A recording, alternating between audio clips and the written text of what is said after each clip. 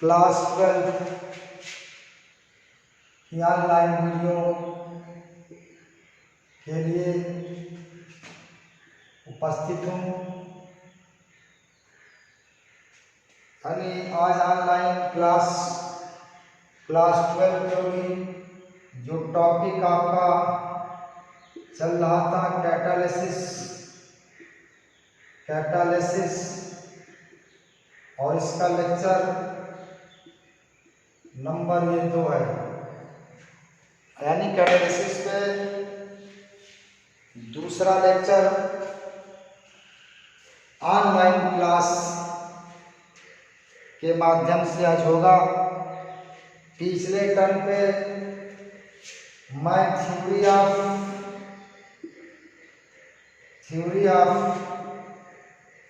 Catalysis बता रहा था। मैंने बताया था इसके 3 सिद्धांत हैं। एक इंटरमीडिएट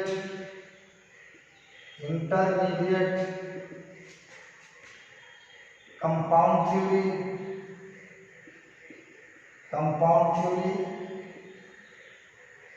दूसरी आपकी एब्जॉर्प्शन थ्योरी और तीसरी आपकी है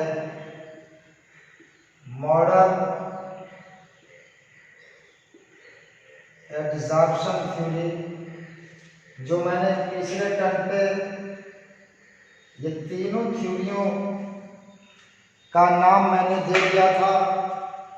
आज मैं एक एक करके तीनों थ्योरियों को मैं बताऊंगा कि किस तरह से उत्प्रेरक काम करते हैं। अब पहली हेडिंग इसमें होगी इंटरमीडिएट कंपाउंड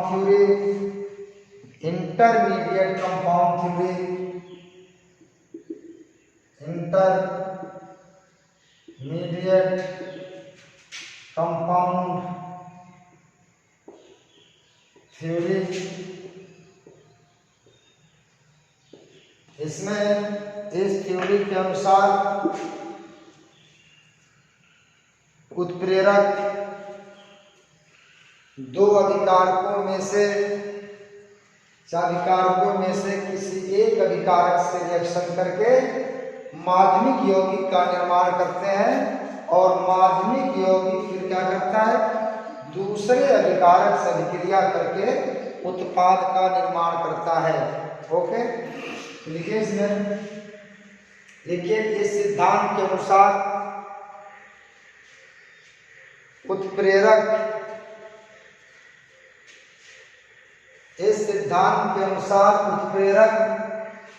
किसी एक अभिकारक से अभिक्रिया करके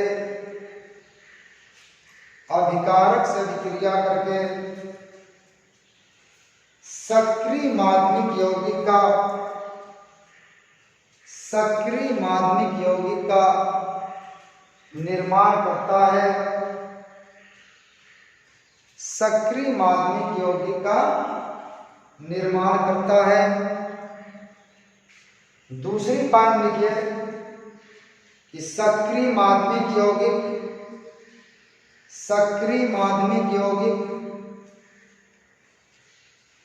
दूसरे अभिकारक से अभिक्रिया करके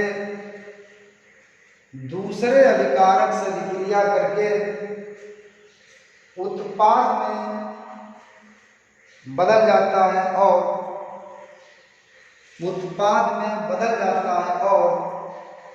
उत्प्रेरक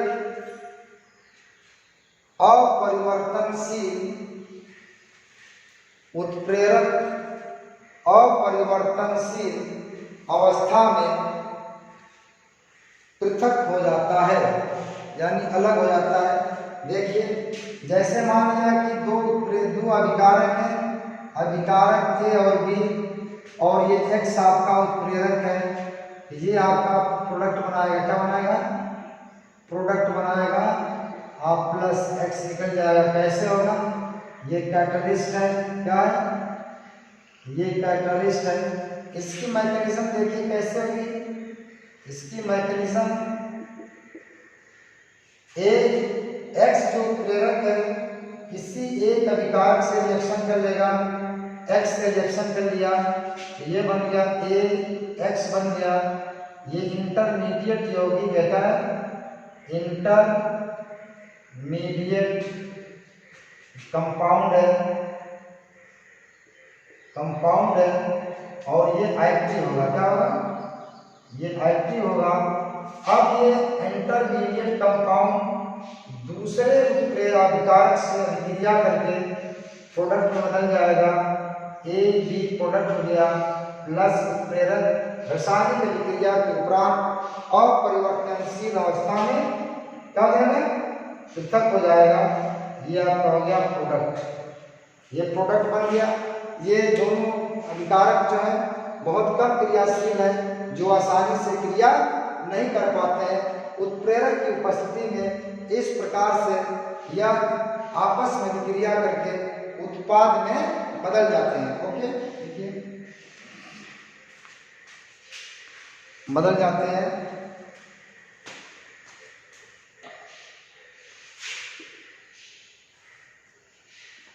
लिख लिया, राइट डाउन।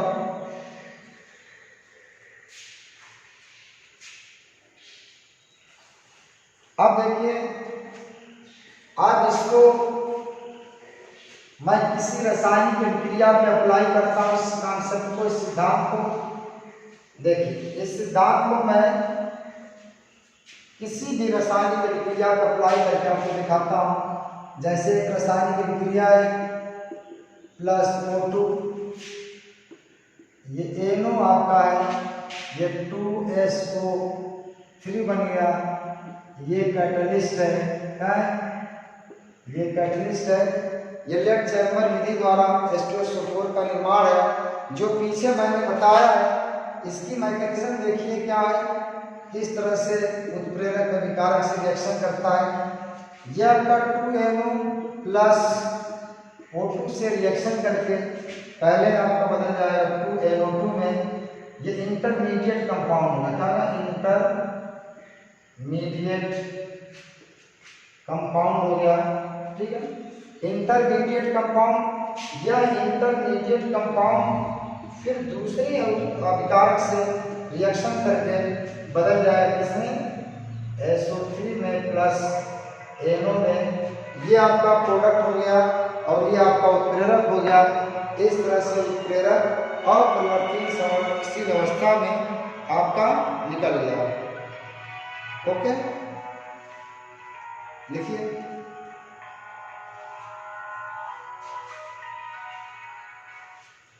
हेलो, नमस्कार। इस बोलो जल्दी।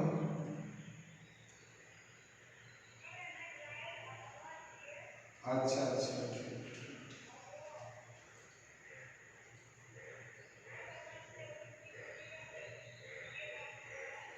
अच्छा अच्छा, ठीक ठीक ठीक ठीक, चलो आप क्लास में।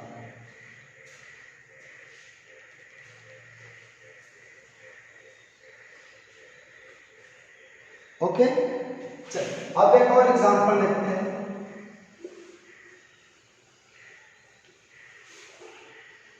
एक और example, HCl plus O2, Cl2 plus H2O, 4 ले लीजिए। यहाँ पे 2 ले लीजिए। ये CuCl2 ये कैटलिस्ट है, ये कैटलिस्ट है। क्यूप्रिक क्लोराइड या डिकन विधि द्वारा क्लोरीन का निर्माण। क्या है? डिकन विधि द्वारा क्लोरीन का निर्माण है, जो पीछे मैंने आपको एग्जाम्पल में दिया है। डिकन मेथड औद्योगिक निर्माण इसका क्लोरीन का बनाने का है। अब देखिए यहाँ पे मैकेनिज्म इसकी क्या है, मैकेनिज्म क्या है इसकी। इसमें क्यूप्रिक क्लोराइड पहले क्यूप्रस क्लोराइड में लगता है। इसमें लगता है क्यूप्रस क्लोराइड में क्लोरीन इसमें से मुक्त हो जाती है। अब ये cuprous chloride CuCl2 plus oxygen से रिएक्शन करके यह आपको बनाता है Cu2OCl2। ये आपका इंटरमीडिएट कंपाउंड हो गया, इंटरमीडिएट कंपाउंड। अब इंटरमीडिएट कंपाउंड दूसरे अभिकारक HCl से रिएक्शन करेगा, CuOCl2 प्लस HCl, ये आपका हो जाएगा 2CuCl2 प्लस 2CuCl2 प्लस यहाँ पे 2 कर दीजिए और 2 गुना के 4 4 कर दीजिए 4, और यहाँ पे हो जाएगा 2H2O। इस तरह से आपका उत्प्रेरक क्या हो गया, जैसे के तैसे बाहर निकल गया। ओके, ठीक है ना। तो ये माध्यमिक यौगिक थ्योरी रहेगी, माध्यमिक थ्योरी यौगिक पे एग्जांपल्स रहे किस तरह से ये और रासायनिक अभिक्रिया में भाग लेते हैं। मैंने 2 रासायनिक अभिक्रिया का एग्जांपल लेकर के मैंने बता दिया। राइट डाउन, इसको आप लिखिए।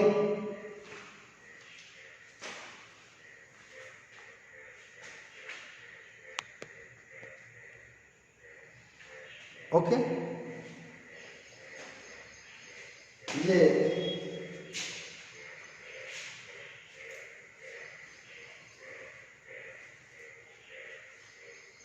हो गया। अब ड्रॉबैक देखिए, इसका ड्रॉबैक क्या है, इस कॉन्सेप्ट का ड्रॉबैक क्या चीज है। देखिए, ड्रॉबैक में पहली बात ये लीजिए कि यह विषमांगी उत्प्रेरण की व्याख्या नहीं करता है या पहले पॉइंट में यह विषमांगी उत्प्रेरण की व्याख्या नहीं करता है, और दूसरी बात देखिए, यह वर्धक और विष पॉइजन या वर्धक और विष की कार्यविधि को नहीं समझा पाया, या वर्धक और विष की कार्यविधि को नहीं समझा पाया। तीसरा इसका ड्रॉबैक क्या है, देखिए कि बारीक पीसे हुए उत्प्रेरक की क्रियाशीलता अधिक होती है, इसको समझाने में असमर्थ रहा। बारीक पीसे हुए उत्प्रेरक की क्रियाशीलता अधिक होती है, इसको यह समझाने में असमर्थ रहा। ये 3 ड्रॉबैक आपके माध्यमिक यौगिक सिद्धांत के हैं। अब हेडिंग डाल दीजिए, अगला जो सिद्धांत है एडजॉर्प्शन थ्योरी, अधिशोषण सिद्धांत। एडजॉर्प्शन थ्योरी, इसको कहते हैं अधिशोषण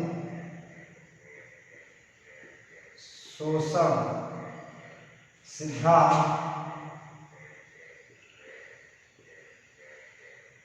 अधिशोषण सिद्धांत, ठीक है। देखिए, इस सिद्धांत के अनुसार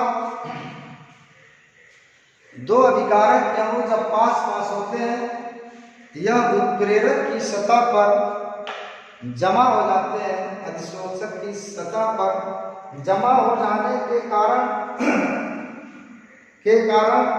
अधिशोषक या उत्प्रेरक की सतह पर अभिकारक की सांद्रता बढ़ जाती है, और जब अभिकारक की सांद्रता बढ़ जाती है तो अभिकारक की क्रियाशीलता भी बढ़ जाती है, क्योंकि किसी भी रासायनिक अभिक्रिया की जो दर होती है वह अभिकारक की सांद्रता पर निर्भर करती है। जितना ज्यादा सांद्रता होगी उतना ही अधिक क्या होगी, क्रियाशील होगी। देखिए इसमें, देखिए यह सिद्धांत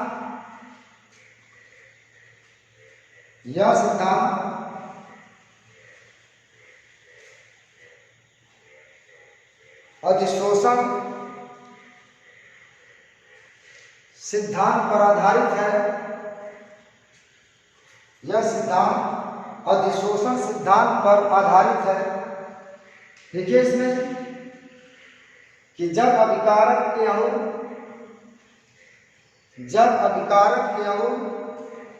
दूर दूर होते हैं तो अभिकारक के अणु उत्प्रेरक की सतह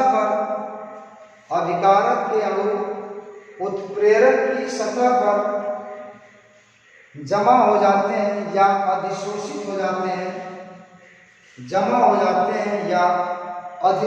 हो जाते हैं, जिसके कारण उत्प्रेरक की सतह पर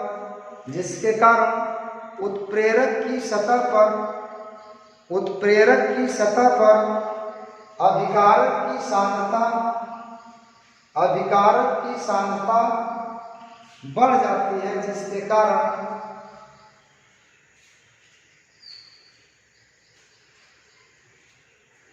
अभिकारक की क्रियाशीलता भी बढ़ जाती है, जिससे रासायनिक अभिक्रिया हो जाती है। अभिकारक की क्रियाशीलता बढ़ जाती है, जिससे रासायनिक अभिक्रिया हो जाती है। ओके, ये इसका सिद्धांत का मतलब है। इसका ड्रॉबैक लिखिए, इसका दोष क्या है सिद्धांत का? ड्रॉबैक इस सिद्धांत का ड्रॉबैक क्या है, दोष क्या है? देखिए यह सिद्धांत द्रव और गैस उत्प्रेरक के लिए लागू नहीं होता है। देखिए यह सिद्धांत द्रव एवं गैस उत्प्रेरक पर लागू नहीं होता है।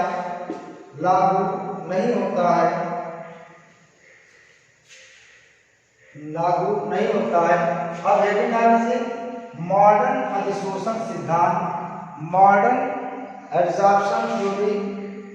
तीसरा मॉडर्न एब्जॉर्प्शन थ्योरी,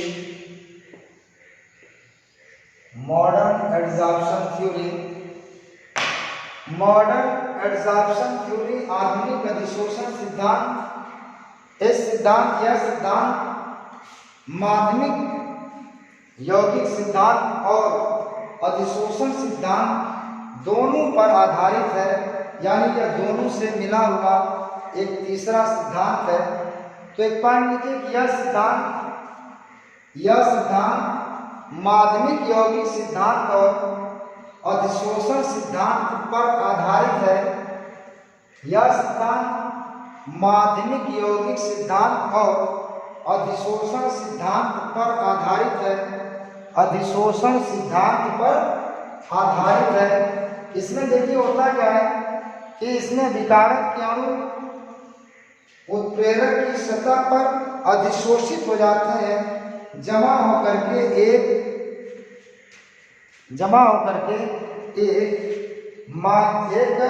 माध्यमिक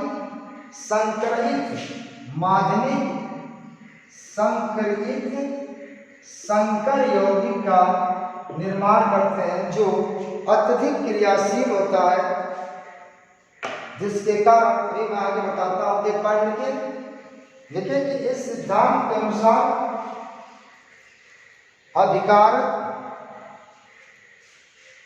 के अणु उत्प्रेरक की सतह पर जमा होकर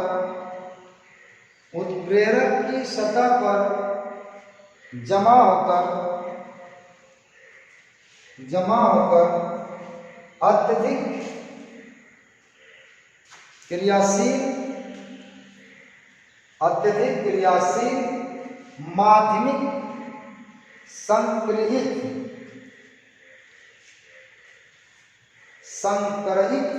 संकर यौगिक का निर्माण करते हैं।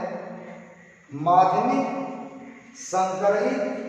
संकर यौगिक का निर्माण करते हैं जिसकी आंतरिक ऊर्जा अधिक होती है।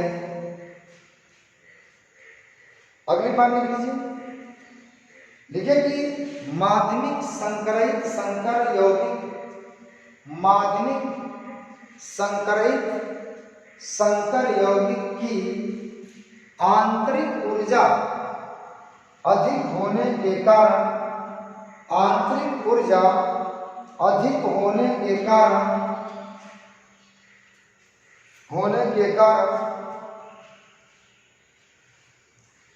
अभिकारकों के मध्य रासायनिक क्रिया हो जाती है जिससे उत्पाद का निर्माण होता है। जैसे देखिए ना A+ B अभिकारक है, यह कोई उत्प्रेरक X है, ये देखिए AB क्या होगा, X पर अधिशोषित होगा। जब अधिशोषित होगा तो देखिए क्या बनेगा, X, ये B हो गया, ये आपका X हो गया। ये इंटरमीडिएट एक्टिवेटेड कॉम्प्लेक्स, अंग्रेजी में क्या कहते हैं, इंटरमीडिएट एक्टिवेटेड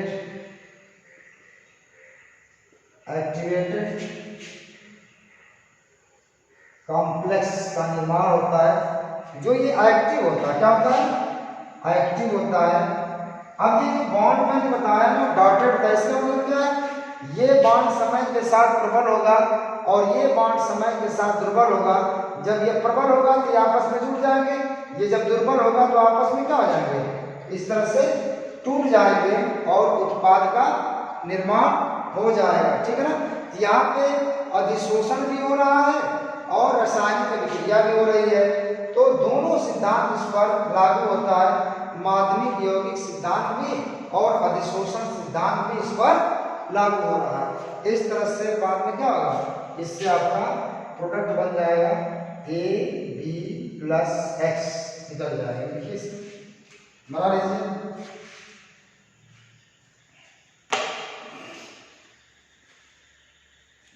तो ये तीनों थ्योरियां मैंने बता दिया, उत्प्रेरण की किस तरह से उत्प्रेरण काम करते हैं। अब हेडिंग डाल लीजिए,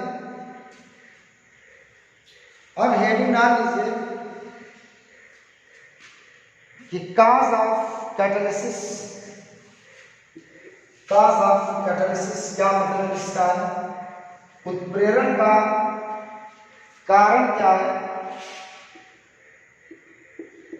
cause of catalysis। देखिए उत्प्रेरण का कारण क्या है, उत्प्रेरण क्या है, उत्प्रेरक क्यों दिखाते हैं, क्योंकि उत्प्रेरक की सतह पर मुक्त संयोजकताएं पाई जाती है। मुक्त संयोजकताओं के कारण यह अभिकारक से अभिक्रिया कर लेता है और अभिकारक की ऊर्जा को क्या कर देता है, संकीर्णित ऊर्जा के मान को बढ़ा देता है, जिससे वो रासायनिक अभिक्रिया करने योग्य हो जाते हैं। ओके, देखिए इसमें कि उत्प्रेरक की सतह पर मुक्त संयोजकताएं पाई जाती हैं। उत्प्रेरक की सतह पर मुक्त संयोजकताएं पाई जाती हैं, जिसके कारण यह अभिकारक से अभिक्रिया करके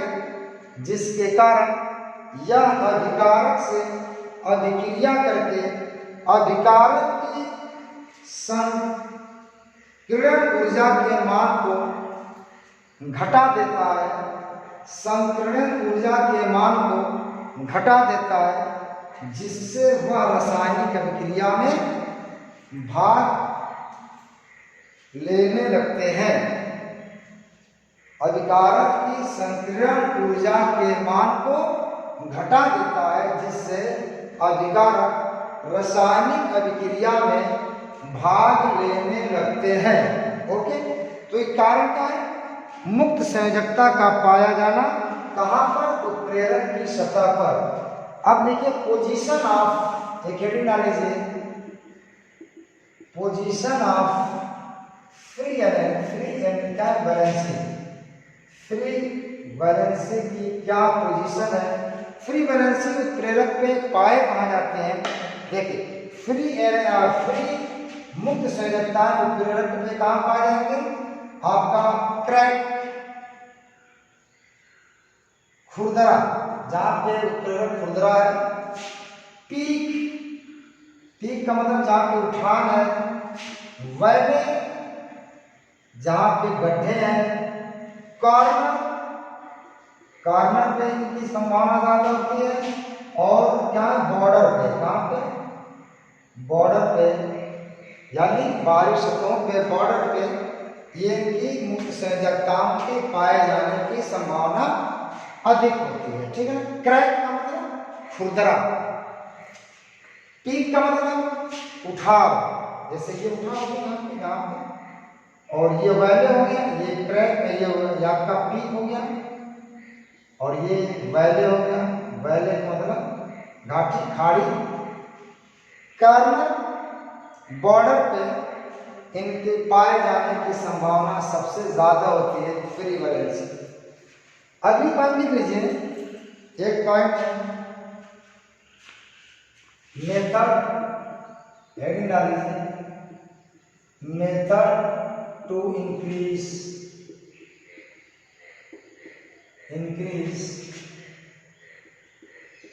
फ्री वैलेंसी, यानी मुक्त संयोजकता को बढ़ाने का मेथड क्या, कैसे आप बढ़ाएंगे? पहली बात लिख लीजिए, सतह को खुरदरा बनाकर, सतह को खुरदरा बनाकर। दूसरा लिखिए, उत्प्रेरक पर पीक और वैले की संख्या बढ़ाकर। श्रिंक और गर्त कहते हैं, श्रिंक और गर्त। श्रिंक को अंग्रेजी में पीक कहते हैं, गर्त को अंग्रेजी में वैले कहते हैं। यानी उत्प्रेरक पर श्रिंक और गर्त की संख्या बढ़ाकर। और तीसरा लिख लीजिए कि उत्प्रेरक को बारीक पीस कर, उत्प्रेरक को बारीक पीसेंगे तो कार्बन की संख्या भी बढ़ेगी, बॉर्डर की संख्या भी बढ़ेगी और पृष्ठ क्षेत्रफल भी बढ़ेगा। ठीक है ना। तो तीन मेथड हो गए जिससे मुक्त संयोजकता बढ़ा सकते हैं। एक तो आपको क्रैक बढ़ाकर, खुरदरा बनाकर, गर्त और श्रिंक की संख्या बढ़ाकर, तीसरा क्या, बारीक पीस कर। ओके, तो ये आपका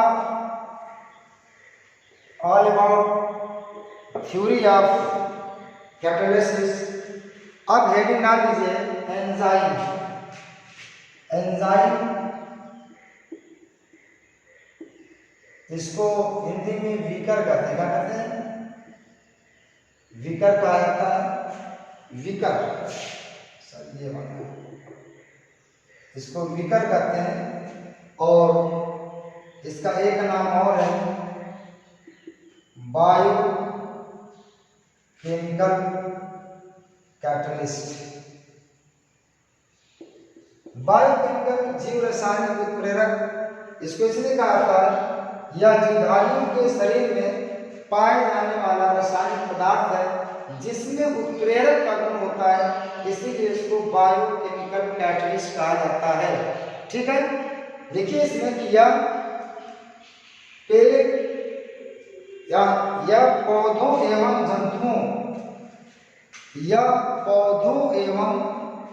जंतुओं के शरीर में पाए जाने वाला नाइट्रोजन युक्त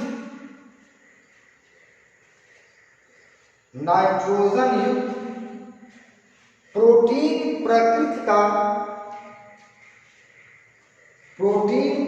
का कार्बनिक पदार्थ है जिसमें उत्प्रेरक का गुण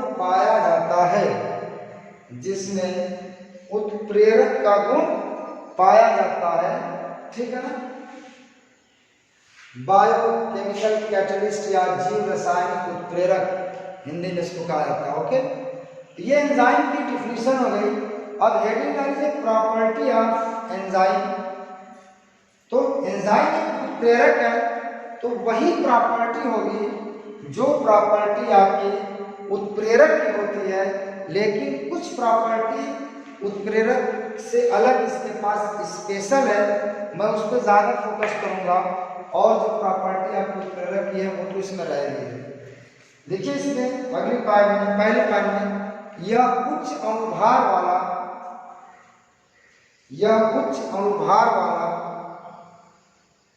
नाइट्रोजन युक्त कार्बनिक पदार्थ है। यह उच्च अणुभार वाला नाइट्रोजन युक्त कार्बनिक पदार्थ है। अगली पार्ट में लीजिए, इसका जलीय विलयन कोलाइडल प्रकृति का होता है। इसका जलीय विलयन कोलाइडल प्रकृति का होता है।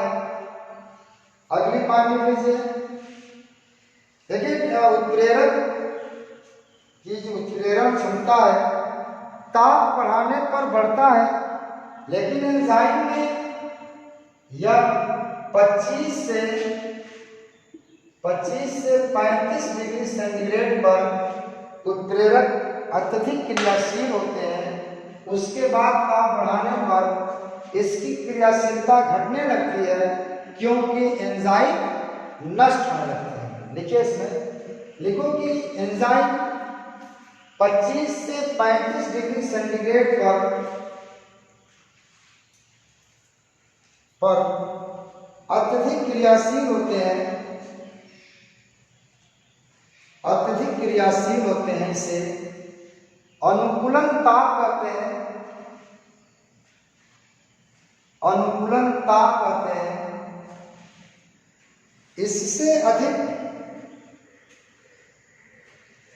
इससे अधिक ताप पर एंजाइम नष्ट होने लगते हैं। इससे अधिक ताप पर एंजाइम नष्ट होने लगते हैं। आपको मैंने बताया कि एंजाइम आपका कोलाइडल नेचर का है, तो एंजाइम में अगर कोई विद्युत अपघट्ट डाल दिया जाए, तो इसकी एंजाइम अस्कंदित हो जाते हैं। अस्कंदित होने से इसकी उत्प्रेरक क्षमता क्या आती है? नष्ट हो जाती है। लिखिए इसमें कि विद्युत अपघट्ट की उपस्थिति में, अगली पंक्ति, विद्युत अपघट्ट की उपस्थिति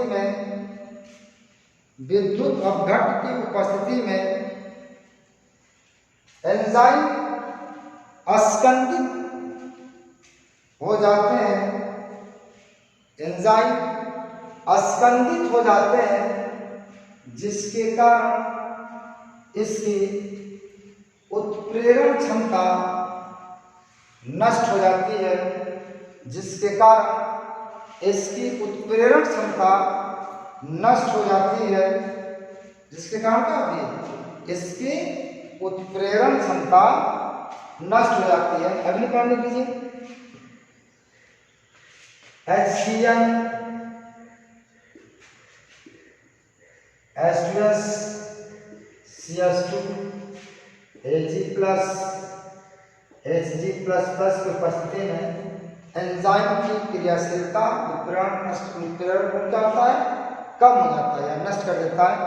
लिखिए कि मैंने HCl, H2S, CH2, Ag+, Hg++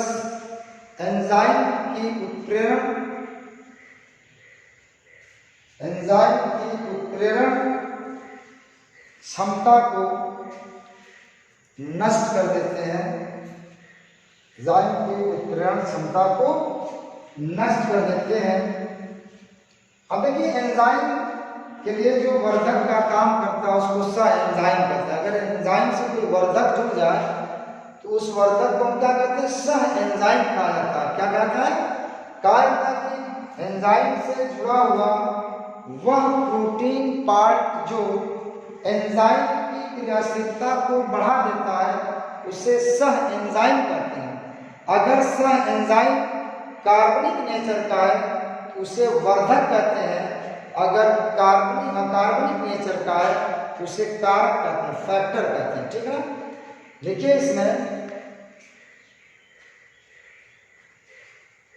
लिखे कि एंजाइम से जुड़ा हुआ वह अप्रोटीन प्रकृति का पदार्थ, अप्रोटीन प्रकृति जिसमें प्रोटीन का नेचर न हो, एंजाइम से जुड़ा हुआ वह अप्रोटीन प्रकृति का पदार्थ जो एंजाइम की क्रियाशीलता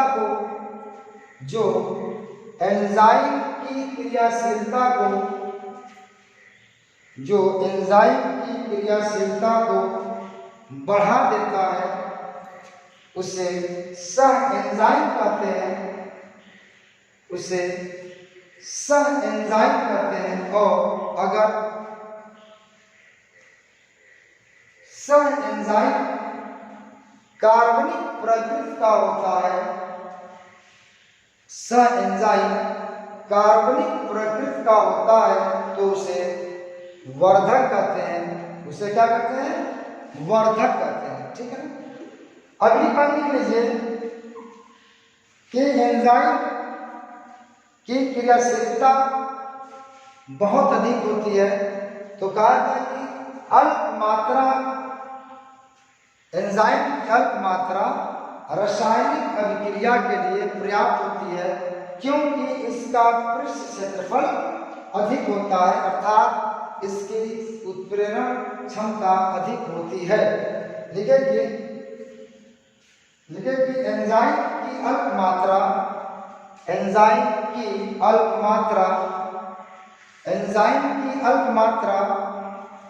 रासायनिक अभिक्रिया को पूर्ण होने के लिए, रासायनिक अभिक्रिया को उत्प्रेरित करने के लिए आवश्यक होती है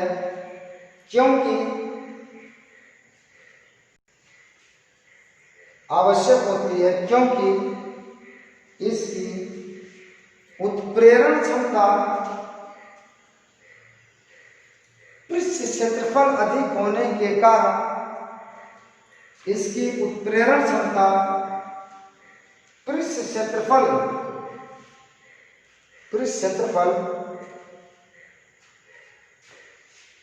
अधिक होने के कारण अधिक होती है। ओके, ये पॉइंट मैंने बताया जो उत्प्रेरक की प्रॉपर्टी से थोड़ा सा डिफर कर रहा है, तो ये आप लोग कर लीजिए। अब बकिया जो आपका जो प्रॉपर्टी जो बची है, जो उत्प्रेरक की प्रॉपर्टी में सबकी इसकी भी प्रॉपर्टी होगी। तो अगली पॉइंट लिख लीजिए कि उत्प्रेरक की सभी गुण, इसको आप पढ़ लीजिएगा, इसे मैंने बताया है उत्प्रेरक के सभी गुण, ठीक है ना। तो ये एंजाइम है, एंजाइम की प्रॉपर्टी थी कुछ एंजाइम से होने वाली रासायनिक अभिक्रियाएं, जीव रासायनिक अभिक्रियाएं। देखिए ये C6H10O5 N+ NH2O, यहाँ पे 2 कर दीजिए, ये हो जाएगा C12H22O11, यहाँ पे आप N कर दीजिए, ये आपका माल्टोज हो गया। क्या हो गया? माल्टोज। ये स्टार्च है, स्टार्च का जल गठन है, यह एंजाइम की उपस्थिति में होता है। जो एंजाइम डायस्ट्रेस है, या डायस्ट्रेस कहाँ से निकलता है? बार्ले से निकलता है। किससे निकलता है? बार्ले से, ठीक है। ये डायस्ट्रेस एंजाइम माल्टोज स्टार्च को किस में बदल देगा? माल्टोज को C12H22O11 प्लस H2O, जिसको माल्टेज बदल देगा इसमें ग्लूकोज में। किसमें बदल देगा? ग्लूकोज में। और ये ग्लूकोज, ये माल्टेज एंजाइम कहाँ से आता है? ईस्ट से आता है। इसी तरह से आपका C12H22O11 प्लस H2O, ये माल्टोज है, माल्टोस, ये आपका सुक्रोज है। क्या अणु सूत्र समान है लेकिन इसकी संरचना भिन्न, क्या भिन्नता पाई जाएगी, ध्यान रखिएगा। ये दोनों का अणु सूत्र क्या डाइसैकराइड है, दोनों का अणु सूत्र समान है परंतु इनकी संरचना में क्या है, काफी भिन्नता पाई जाएगी। और ये यहाँ पे देखिए इनवर्टेज एंजाइम, ये भी इस से आपका आता है।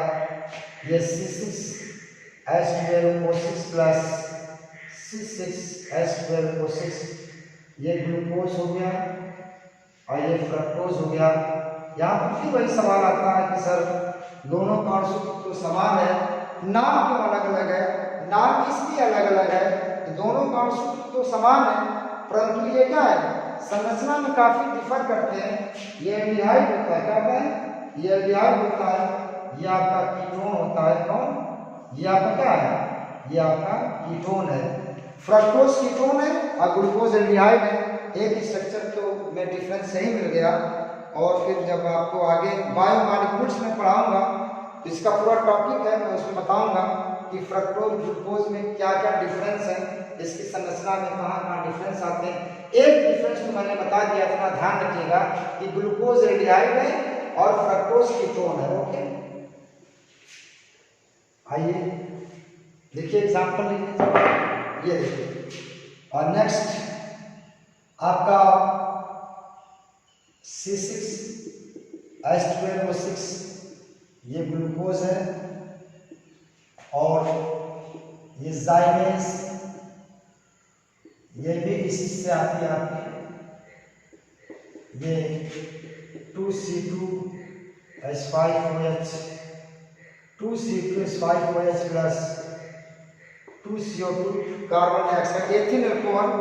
ये आपका किण्वन फर्मेंटेशन का एग्जाम्पल है। ओके, आइए नोट कर लीजिए, राइट डाउन। बहुत सारे एग्जाम्पल्स हैं, कुछ एग्जाम्पल मैं आपको दे रहा हूँ तो आप इसको, अगर आप लिखने में प्रॉब्लम हो रही हो तो वीडियो को बैक करके आप लिख लेंगे। ये देखिए आपका ये फैट है, फैट का जब अपघटन होगा तो फैटी एसिड प्लस ग्लिसरॉल बनता है। और ये लाइपेज एंजाइम है, लाइपेज एंजाइम है। और ये फैटी एसिड 3 अणु फैटी एसिड बनता है। सवाल पूछा गया है कि एक फैट के जल अपघटन से कितनी फैटी एसिड बनती है, तो 3 फैटी एसिड और एक ग्लिसरॉल बनता है। ओके, यहाँ पे देखिए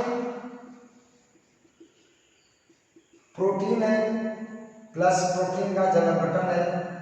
ये आपका पेप्सिन, ट्रिप्सिन, इरेप्सिन, ये एंजाइम है। ये प्रोटीन को अमीनो एसिड में एक एक करके तोड़ते हैं, अमीनो एसिड में तोड़ता है। पेप्सिन, ट्रिप्सिन यह पेप्टोन्स और प्रोटीनोजेस में तोड़ता है। इरेप्सिन पेप्टोन्स और प्रोटीनोजेस को अमीनो एसिड में निकलता है। यह आपका स्टमक से स्रावित होता है। कहाँ से? स्टमक के गैस्ट्रिक ग्लैंड से स्रावित होता है। ट्रिप्सिन जो होता है इंटेस्टाइन के वाल से, इंटेस्टाइन वाल से स्मॉल इंटेस्टाइन के हाथ से, सॉरी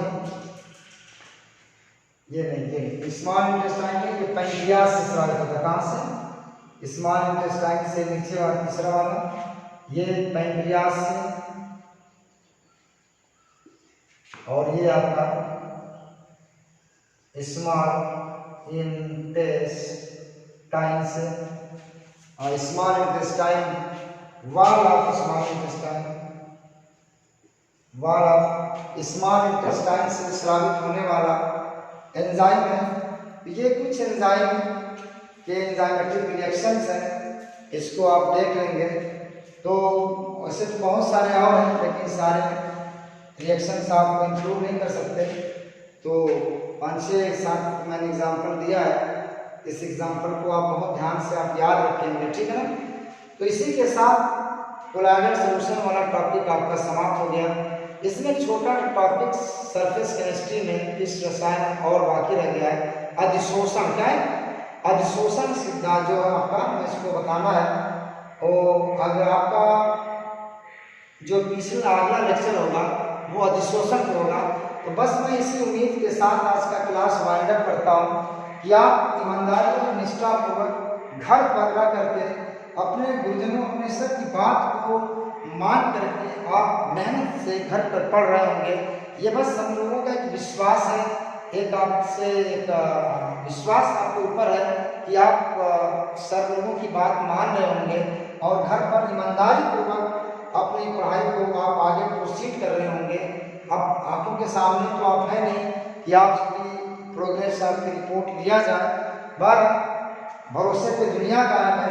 हम पूरा भरोसा करते हैं, कर रहे हैं कि हमारे जितने भी छात्र हैं, हमारे जितने भी स्टूडेंट हैं, वो सारे स्टूडेंट अपने सर की बात को मानते हुए अपनी पढ़ाई को आगे रख रहे होंगे। तो इसी शुभकामनाओं के साथ आज का क्लास अब यहीं पर वाइंड अप करता हूँ। नेक्स्ट क्लास में आप फिर मैं उपस्थित होऊंगा। उसके लिए एक चीज़ और है, इस वीडियो को लाइक, सब्सक्राइब और कमेंट्स करना ना भूलें। इसी के साथ आपका क्लास में वाइंड अप करता हूँ। बहुत बहुत धन्यवाद। Thank you.